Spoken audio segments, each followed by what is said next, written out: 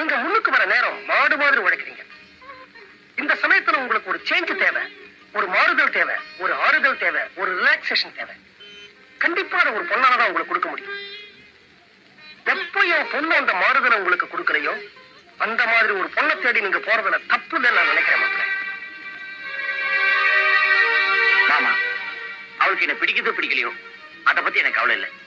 ஆனா நான் சார வரைக்கும் அவளை தவிர எந்த பெண்ணையும் என் மனசால கூட நினைக்க மாட்டேன்.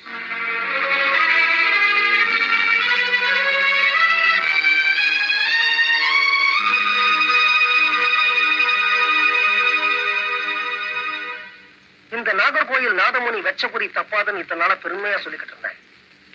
ஆனா உங்க விஷயத்துல குறி மட்டும் தப்பல, திருப்பி என்னையே சுட்டுடுச்சு. நீங்க என் மாப்பிளையா கிடைச்சது என் பொண்ணோட அதிர்ஷ்டம்.